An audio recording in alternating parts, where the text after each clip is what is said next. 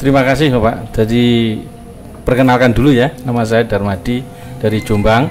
Jadi sudah 3 minggu terakhir ini ada berita di grup-grup perunggasan bahwa ada video tentang sahabat kita peternak di Malang, Bapak Kolik, yang mau melakukan pembakaran kandang, Pak. Jadi saya selaku teman itu ada ikut keprihatinan dan ingin tahu bagaimana ceritanya dan bagaimana sebenarnya, Pak.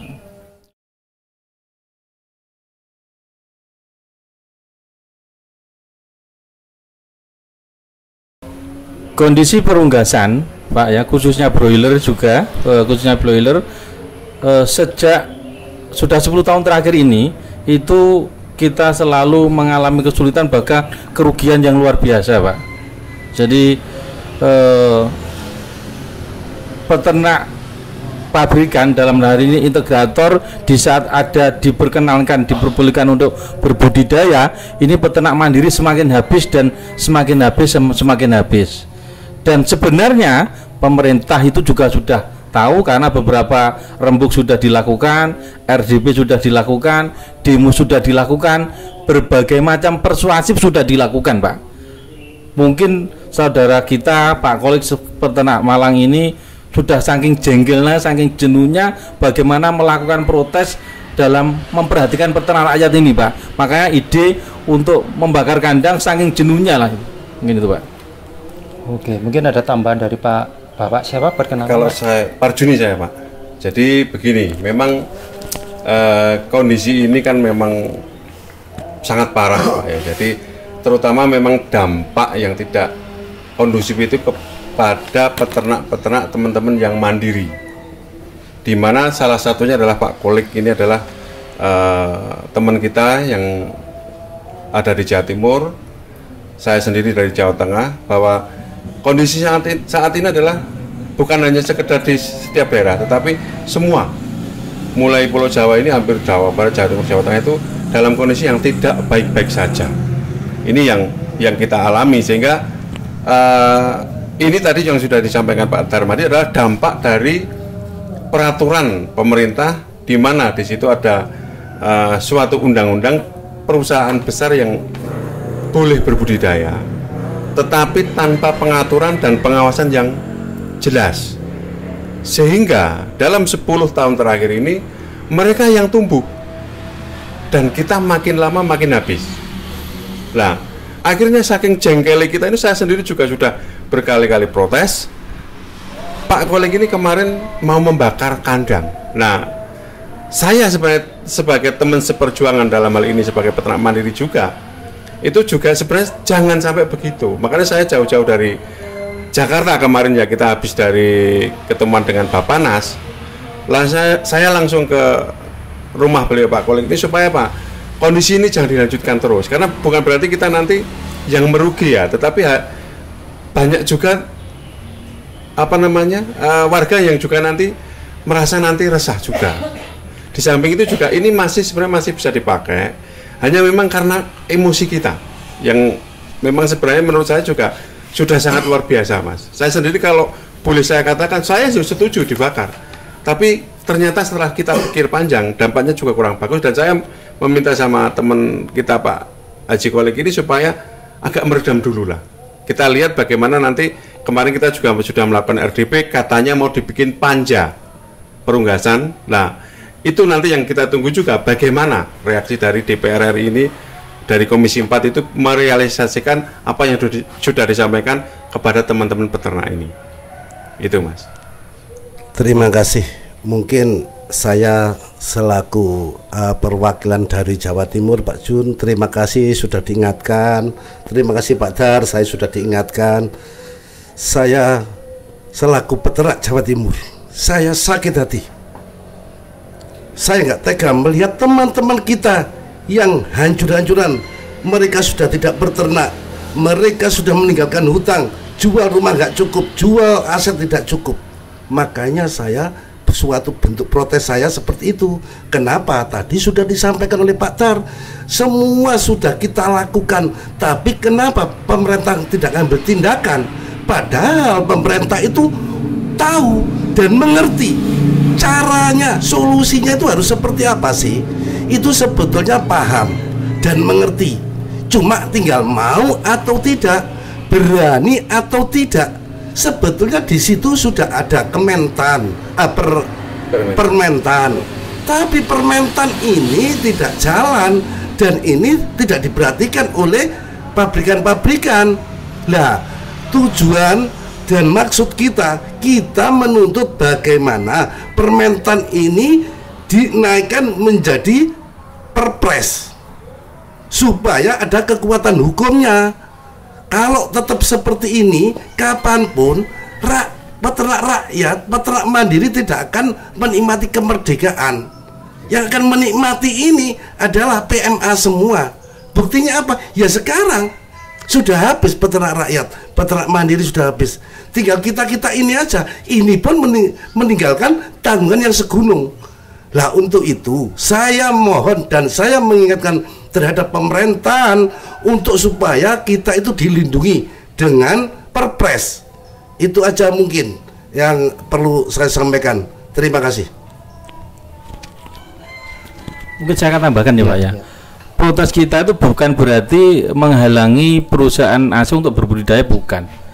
Jadi bukan untuk bukan, tetapi bagaimana menjaga peternak mandiri ini. Kita kan juga di fakultas-fakultas itu ada fakultas peternakan Bapak. Jadi fakultas peternakan itu di situ juga akan menghasilkan sarjana peternakan yang jumlahnya juga ribuan kalau di Indonesia. Kalau di Jawa mungkin juga ratusan ya sudah. Jadi ini kan juga harus ada lapangan kerja. Kalau budidaya ini hanya dimiliki oleh PMA, perusahaan asing, nanti bagaimana generasi kita? Ini yang diperjuangkan, ya, yang diperjuangkan kita, asosiasi, semua berjuang bagaimana peternak rakyat, bagaimana pemuda-pemuda kita itu menjadi pengusaha-pengusaha mandiri yang masih bisa dipakai untuk melakukan usahanya, perunggasan ini, gitu loh Pak. Jadi biar tidak dimiliki oleh perusahaan asing saja. Mungkin itu Pak. Ya.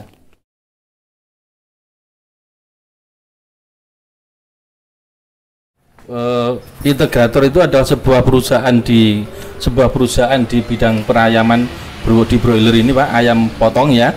Itu dia mempunyai bibit, mempunyai pembibitan, mempunyai pakan, mempunyai obat, dan mempunyai kakek neneknya ayam ini, bibit ini dia punya. Jadi kan tidak semuanya itu dikasih hak oleh negara untuk mendapatkan impor kakek nenek ini, impor namanya GPS ya. Jadi dia punya hak itu, dapat itu, punya kakek nenek, punya ada GPS, punya PS, punya bibit, kemudian punya pakan, semuanya punya. Sedangkan sebelum Undang-Undang tahun 2009 itu tidak boleh melakukan budidaya, boleh jual bibit, boleh jual pakan. Kemudian undang-undang itu dicabut, akhirnya budidaya dikasih kesempatan. Mereka karena dengan modal yang begitu besar, cepatlah berkembang. Yang mandiri akhirnya habis. Ya. Kemudian tahun 2017 dibuatlah undang-undang lagi untuk mengerem Pak. Separuh itu buat integrator, separuh buat peternak mandiri. Tapi karena sanksi yang dibilang Pak Kolik tadi tidak tegas, di permentan ini tidak tegas, makanya mereka sampai hari ini bisa menguasai lebih dari 90% Pak. Itu berarti monopoli ya? Secara umum seperti Sumatera harusnya kena, tapi kita sudah protes ke Komisi Persaingan Usaha, juga kita kalah Pak di persidangan. Nah itu Pak, monggo Pak, mungkin Pak Parduni bisa nambahkan Pak. Ya jadi gini, memang ini kalau saya katakan monopoli ya monopoli ya. Jadi mereka sudah ngambil keuntungan kepada kita dengan menjual bibit yang kita beli, dengan pakan yang kita beli. Nah, terus dia ikut-ikutan berbudidaya, dan hasilnya budidaya tadi yang berupa ayam hidup yang harus dijual ke pasar tadi bersaing juga dengan kita, dengan angka yang mereka juga menentukan. Kenapa mereka menentukan? Karena mereka populasinya lebih besar. Jadi siapapun di bisnis ini kalau misal dia populasinya besar, dia pasti menentukan harga di pasar. Lah, ini membuat kami mati. Dan ini adalah satu usaha yang tidak adil kalau mereka diberi kebebasan berbudidaya seluas-luasnya. Nah, di permintaan itu sudah dijelaskan maksimal 50%. Jangan lebih. Kalau lebih, berarti sudah pelanggaran. Nah, faktanya sampai hari ini mereka berlebih dari 50% dalam berbudidaya. Kita makin lama makin habis. Ini tadi yang saya katakan, peraturan-peraturan yang ada ini saya kira tidak berpihak kepada kita.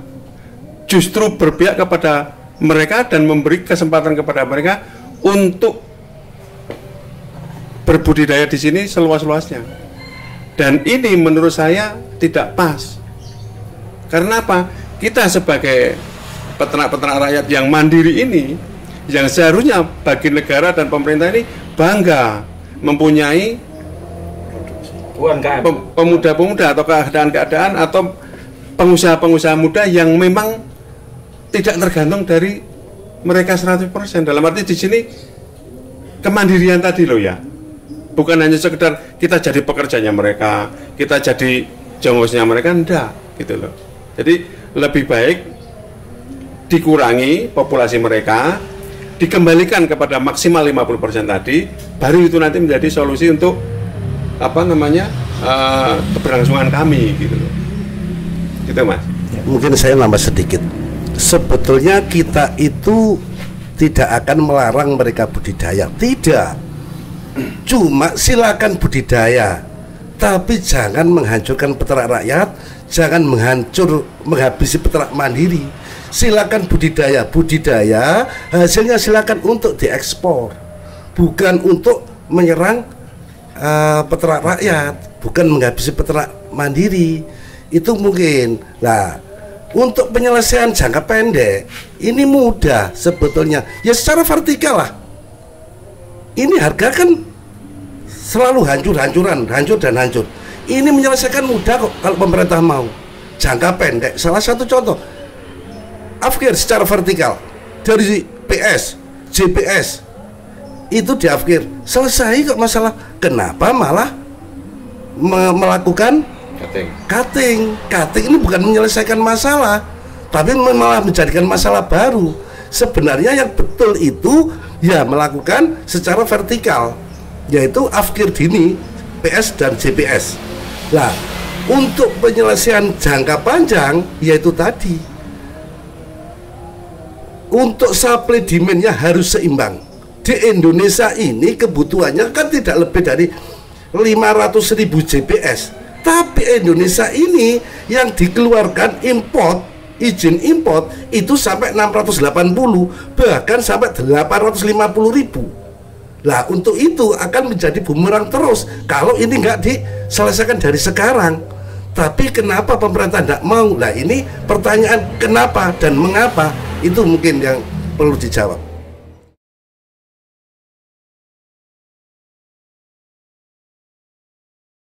Sebelum adanya peraturan itu, peternak rakyat itu sangat menjadi, budidaya ini menjadi primadona Pak, bisa menjadi mata pencarian buat teman-teman peternak. Bahkan dulu saya punya binaan tuh begini Pak, di dapur itu saya buru buat kotak diisi 200, itu yang dipelihara oleh ibu-ibu karena suaminya kan kerja Pak ya. Jadi istrinya itu melihara di dapur, dikasih sekem 200 ekor, itu sudah bisa untuk beli lauk, beli sayur. Tapi sekarang apa? Dia panen untuk beli bibit lagi sama pakan, itu tidak ada uang. Dulu itu ada selisih harga. Jadi budidaya ini bisa dipakai sebagai mata pencarian untuk peternak dan petani yang ada di desa-desa. Tapi karena adanya tadi integrator ikut berbudidaya, jangankan yang 200, yang 5.000, yang 1.000 aja mati Pak, yang 1.000. Sekarang cari peternak yang 1.000-2.000 ekor tidak ada, kecil gitu loh.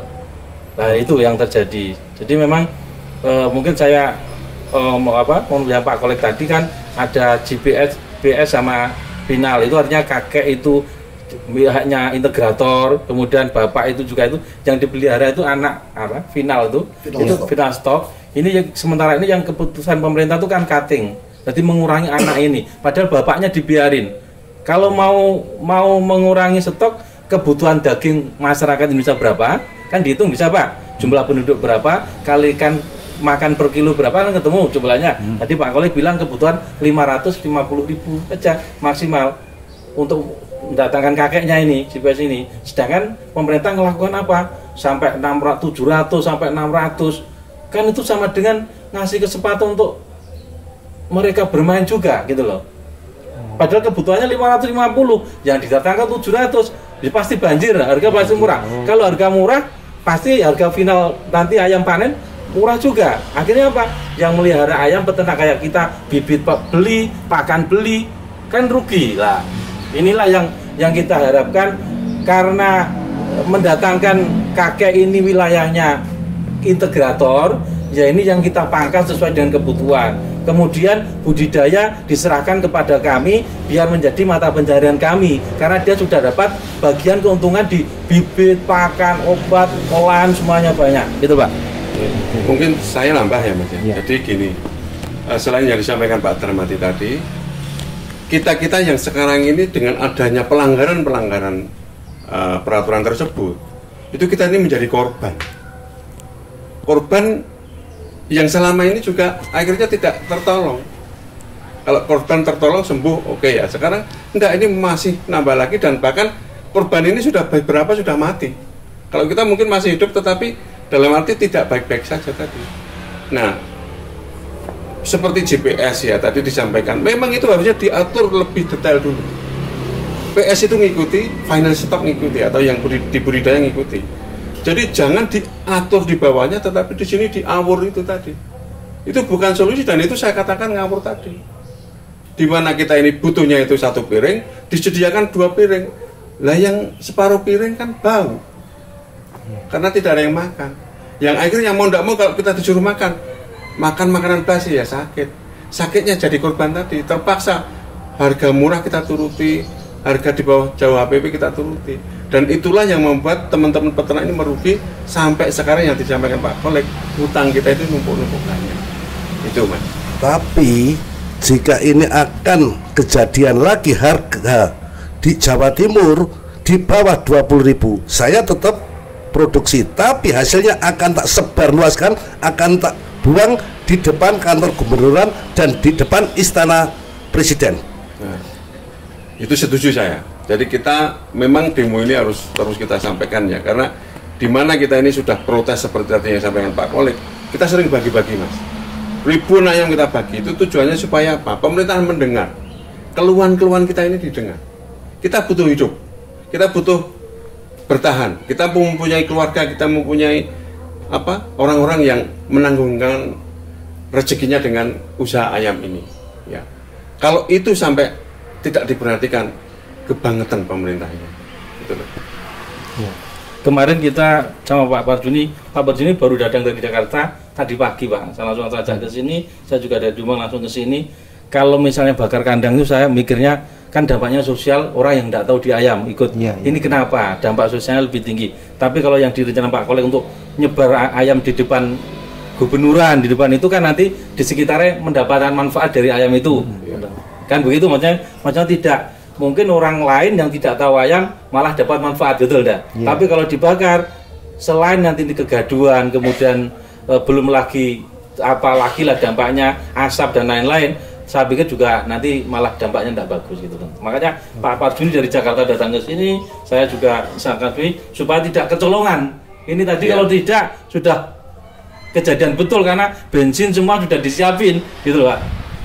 Betul, sudah siap ya. Ya, dan memang kita mintalah Pak Kolek sabar, kita dukunglah kalau nanti misalnya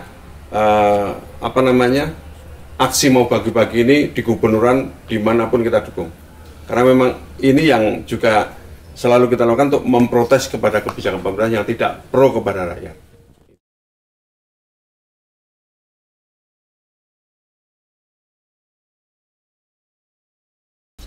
Sangat siap sekali Pak.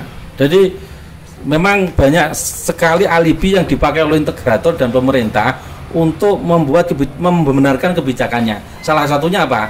Peternak mandiri tidak bisa efisiensi. Peternak mandiri tidak bisa memproduksi barang yang bagus. Sampai hari ini Pak, peternak mandiri sudah canggih-canggih, sudah bisa membuat performa ayam yang luar biasa. Ayam 2 kilo dengan FCR 15, 148 ya, seperti yang dimiliki oleh teman-teman Afrikan itu biasa. Untuk efisiensi kita bisa adu efisiensi. Untuk mencukupi teman-teman mandiri siap. untuk mencukupi gizi nasional gitu loh Pak. Tadi saya pikir tidak ada alasan untuk bagaimana menyerahkan kembali budidaya kepada kami peternak rakyat. Mungkin itu Pak. Mungkin Pak Parjin ada tambahan. Bahkan kalau boleh ya, setelah mereka dikurangi, kalau perlu mereka berhenti. Jadi dia stop saja budidaya, serahkan semuanya 100% kepada peternak mandiri. Rakyat ini biar tumbuh, biar hidup, jangan hanya menjadi korbannya dia terus gitu loh. Ya. Jadi itu yang saya katakan, berapapun yang diberikan ke kita sanggup. Tapi jangan katakan, sekarang 1 piring harus kamu lek semua, jangan gitu. Semua ada proses. Dia mengurangi, kita menambah pelan-pelan. Lama-lama nanti dia akan berkurang menjadi maksimal 50%, kita bertahan 50%.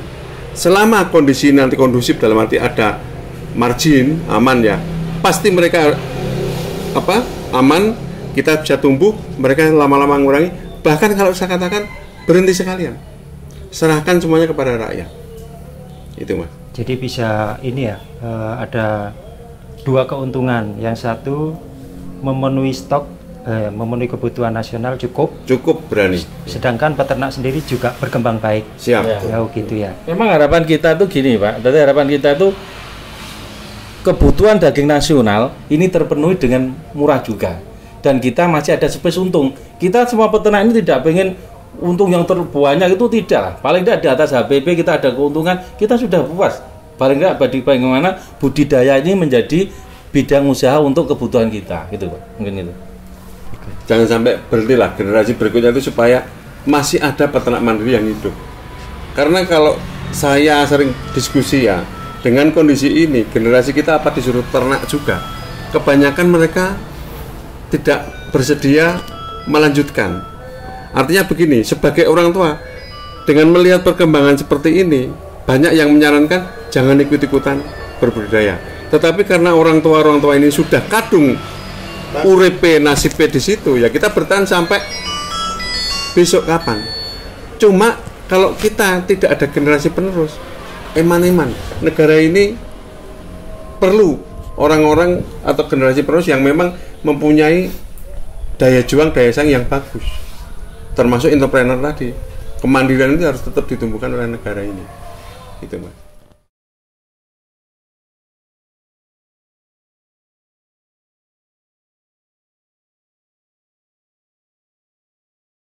Sangat mungkin sekali. Sangat mungkin. Karena amanat undang-undang kan jelas mensejahterakan kepentingan rakyat ya. Kesejahteraan rakyat ini di atas segala-galanya kan. Di situ ada mungkin sila kelima juga ada keadilan sosial bagi seluruh rakyat Indonesia ya. Kemudian tanggung jawab pemerintah itu selain juga mencukupi kebutuhan pangan, itu juga mensejahterakan petani dan peternaknya. Itu yang sering ada di visi-visi di Dinas Pertanian, di mana-mana saya baca ada di sana. Selain kebutuhan itu terpenuhi, juga kesejahteraan petani peternak itu mesti dipikirkan. Tapi kalau peternak ini tidak ada untung, bagaimana mau sejahtera? Kan jelas tidak mungkin, Bung. Dia tidak dapat untung. Lama-lama ya seperti ini. 10 tahun terakhir kita semakin habis. Ya karena ada untung lagi habis.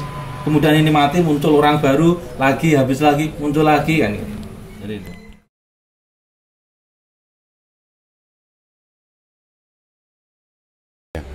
Begini ya, memang saya sendiri itu pernah bekerja di salah satu integrator itu.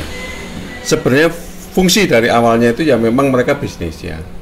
Tetapi mereka awalnya kan hanya menjual semua, tidak berbudidaya ya. Nah,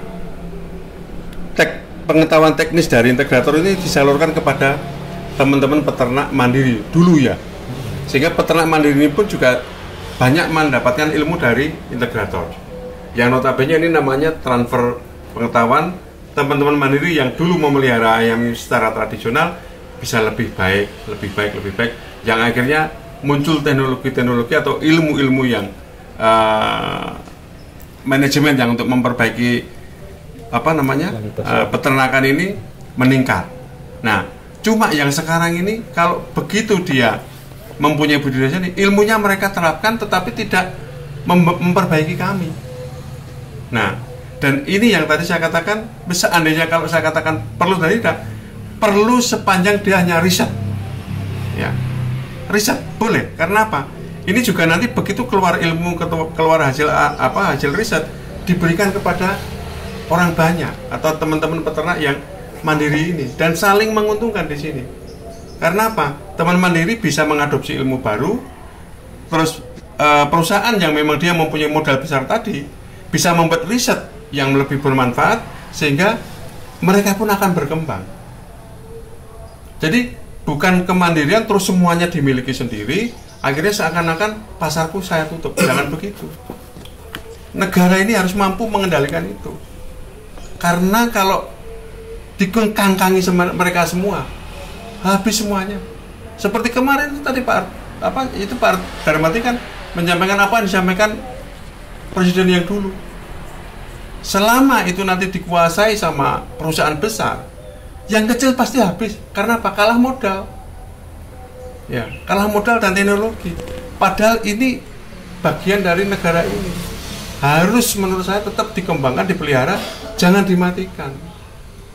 Bukan berarti jangan dimatikan ini hanya bertahan di level bawah terus. Kalau bisa disupport naik sebagai perusahaan pengusaha yang berkualitas gitu loh. Tapi kalau diadu suruh benturan ya tidak mungkin.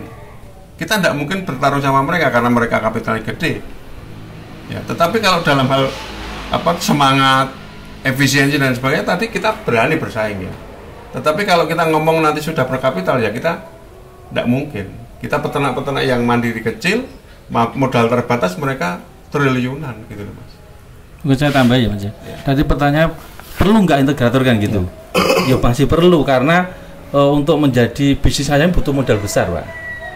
Pabrik pakan ya, pabrik pakan ya toh, kemudian diusi membuat produksi ayam. Itu anak ayam ya, itu juga butuh modal besar. Makanya itu biar wilayahnya integrator.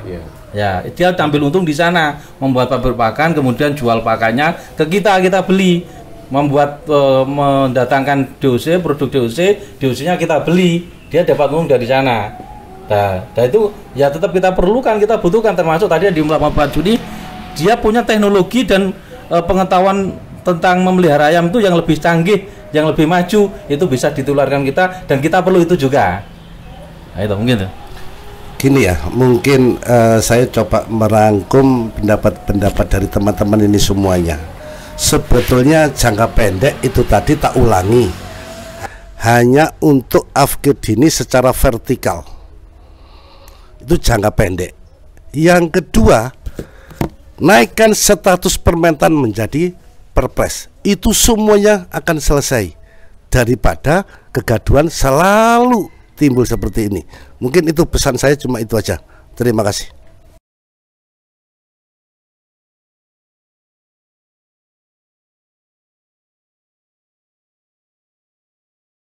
Oke, jadi begini, menurut saya secara teknis sebenarnya bisa. Permasalahannya di sini apakah pemerintah berani mengakuisisi integrator tersebut, dan apakah integrator tersebut juga memahami apa yang diharapkan pemerintah. Karena di sini yang saya sampaikan bukan hanya sekedar pemahaman seperti pindah selesai enggak ya, tetapi di sini memang menyangkut hal-hal yang memang di urusan budidaya dan unggas ini sangat luas, ya, dan besar. Nah, dan itu menyangkut energi, pikiran orang-orang yang komitmen dan kontinu. Kalau di swasta ini kan hampir tidak berganti. Satu orang pemain ini ya pemain terus selamanya. Kayak Pak Kolik ini kan sudah berapa tahun ya dia. Tapi kalau misalnya nanti pemerintah di sini tidak bisa kontinu seperti peternak dalam hal mengikuti semuanya ya, berganti kebijakan, berganti orang, berganti keinginan, ini nanti juga hasilnya tidak maksimal. Tetapi semua itu memungkinkan jika dilakukan secara konsisten dan kontinu. Dan mengacu yang pertama adalah untuk benar-benar memberikan kehidupan kepada rakyat, gitu loh. Tapi kalau ini hanya karena gengsi jabatan dan lain sebagainya, ya habis. Jadi seperti es, pada saat dibentuk ya bagus, tapi dibiarkan ya mengalir kayak air, jadi nggak ada gunanya. Tetapi kalau dipertahankan terus, ya berarti bentuk mempertahankan ini ya harus ada konsekuensinya, termasuk biaya, termasuk ilmu, termasuk teknologinya. Jadi seandainya apa yang jenengan tanyakan tadi dari swasta tadi diatur sama BUMN, bisa sekali. Belum lagi pemerintah ini mempunyai kekuatan, punya power. Nah, kebijakan-kebijakan ini bisa enggak ditekankan kepada mereka supaya mereka mengikuti pemerintah. Tapi kan ini juga tidak berarti menjamin mereka akan taat, enggak ya. Tetapi paling tidak, kalaupun pemerintah ini mempunyai komitmen benar, mereka juga akan berpikir. Mereka akan berpikir untuk tetap eksis atau bertahan di sini, tapi untuk support kepada rakyat, gitu loh. Kemudian saya nambahi ya, kalau integrator ini diambil alih oleh pemerintah, sebenarnya di bidang usaha itu rata-rata yang terjadi kan tidak seperti itu. Yang dibutuhkan di dunia usaha ini kan pemerintah melakukan poksinya pada posisi yang pas dalam pengaturan usaha. Ada yang besar, ada yang kecil, ada pemerintah, bagaimana semuanya bisa jalan, kan begitu. Bukan ada yang dimatikan, bukan ada yang dilarang tumbuh, tetapi jalan, itu yang diharapkan kita. Jadi karena apa? Kalau diambil alih itu ya, sepertinya sangat kecil peluangnya, karena bidang usaha itu besar, banyak sekali resikonya ya. Resikonya besar. Contohnya misalnya telekomunikasi saja kan juga tidak semuanya milik pemerintah. Ya sama, kita sama. Pemerintah juga punya, swasta juga berkembang. Tapi yang kita protes itu pemerintah tidak peduli tentang nasib peternak-peternak rakyat yang volumenya, yang skalanya kecil, yang itu bisa dikatakan UMKM, unit usaha kecil, yang di dalam teori ekonomi kita itu nanti yang paling kuat dalam menjaga kestabilan ekonomi. Artinya apa?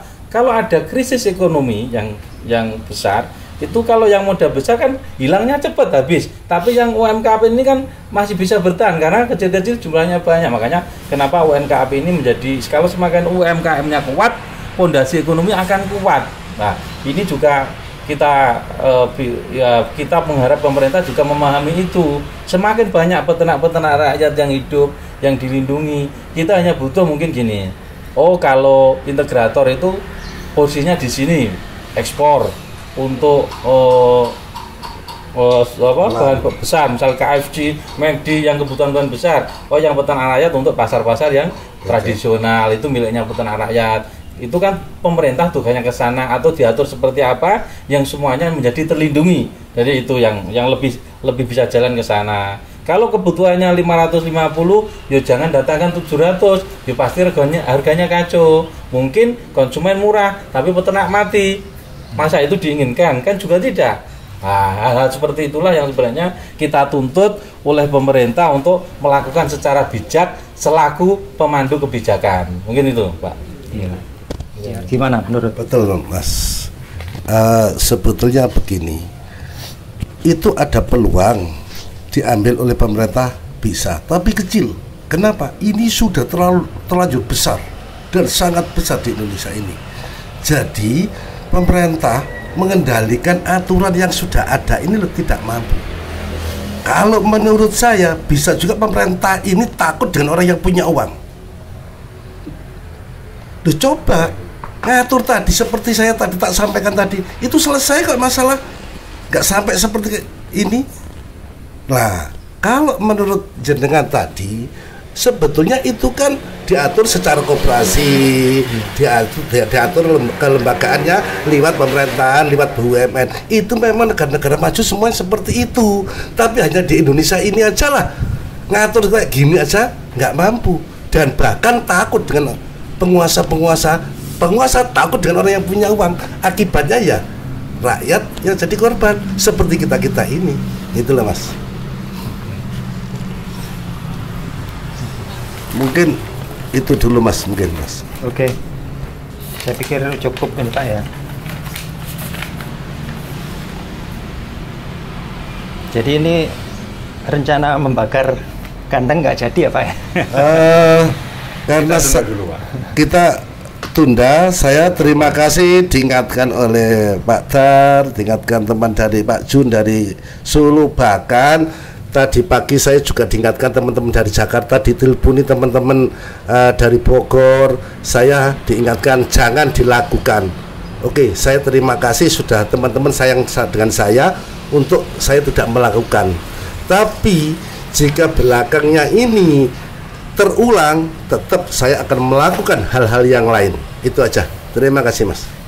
Oke. Selamat Pak Arif sebagai PLT Mentan. Semoga peternak mandiri terlindungi. Semoga harga laibet di atas HPP. Semoga peternak mandiri jaya. Hidup peternak rakyat Indonesia.